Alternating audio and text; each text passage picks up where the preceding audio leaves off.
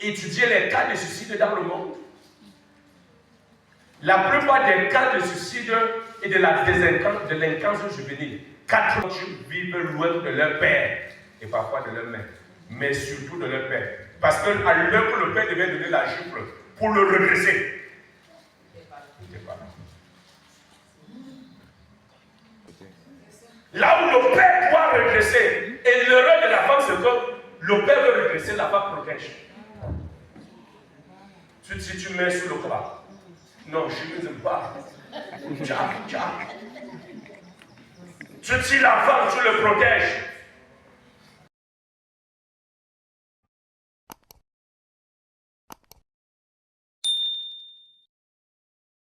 Quand je parlais avec ce foyer, cette famille, le Seigneur me montrait un problème à venir et je leur ai dit, pardon mes amis, pardon les enfants, veillez. Parce que quand le diable veut vous détruire, il tire une personne, il le charge de la tête et il le garde. Quand vous avez déjà un conseiller autre, tellement plus proche que votre épouse ou que votre époux, faites attention. Nous sommes en train de détruire les malédictions qui détruisent les mariages, non? Voilà ces malédictions-là. Malédiction, ça veut dire mal.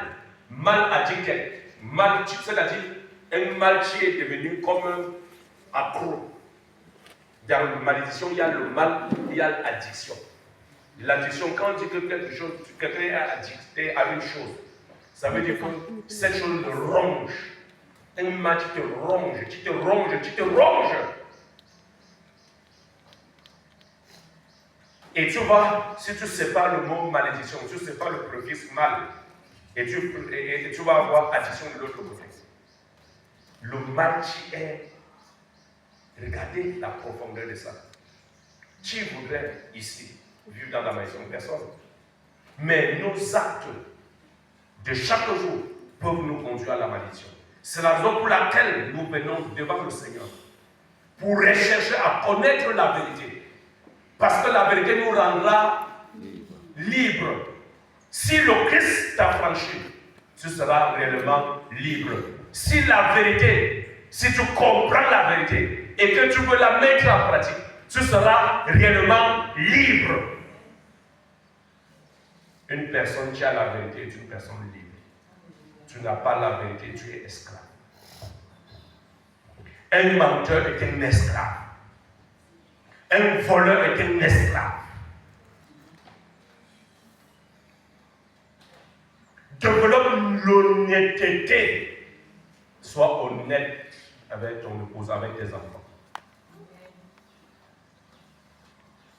Nous voulons que la grâce de Dieu soit restaurée dans les foyers. Pourquoi? Parce qu'un foyer restauré et équilibré, c'est une société gagnée. Avez-vous déjà étudié les cas de suicide dans le monde? La plupart des cas de suicide et de la délinquance juvénile, 80% des enfants qui vivent ce état de vie, c'est les enfants qui vivent loin de leur père et parfois de leur mère, mais surtout de leur père. Parce qu'à l'heure où le père devait donner la gifle pour le redresser, il n'était pas là. Parce que la mère parle, l'enfant se dit que je peux boxer même avec la mère. C'était hier à Yaoundé. Un enfant a volé les 50 000 de sa mère pour aller jouer Xpers. Et il rentre, la mère remarque que l'argent n'est pas là. La mère lui parle jusqu'à ce que lui dit que si je meurs, ne mets même pas pied au deuil. Le gars dit qu'à cause de 50 000, il part encore dedans, il prend 200. Il part il achète 2 sachets de haraka. Il vient, il se fout devant la main et boit. On l'a porté, allé jusqu'à l'hôpital, il est mort. Lui-même, il est mort. L'enfant qu'on choisit là, et que non, laisse non. Là où le père doit regresser, et l'erreur de la femme, c'est que le père veut regresser, la femme protège. Si tu mets sur le bras, non, je ne veux pas. Tu tires la femme, tu le protèges. Et Et pourtant, le père est dehors, il sait le danger qui est dehors. Il veut préserver son enfant du danger qui est dehors. Tu le tues, tu le mets derrière toi. Le lendemain, quand il sort, il arrive dehors, il raconte la réalité. Il n'y a plus de moyen. C'est quand l'enfant est à la maison que tu le rends droit. Parce que si tu ne redresses pas ton enfant à la maison, la société va le rendre de plus en plus tordu.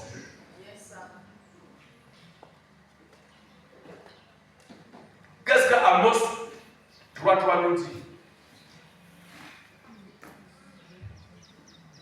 Ah, les biblistes là ne me répètent pas. Deux personnes peuvent-ils marcher ensemble s'ils ne s'accordent à l'avance? Lorsque tu as rencontré ton âme sœur, parlez de beaucoup de choses. Parlez du nombre d'enfants que vous voulez avoir. Parlez du genre de maison que vous voudrez habiter. Si regardez, choisissez les maisons selon vos moyens. Faites des projets d'avenir ensemble.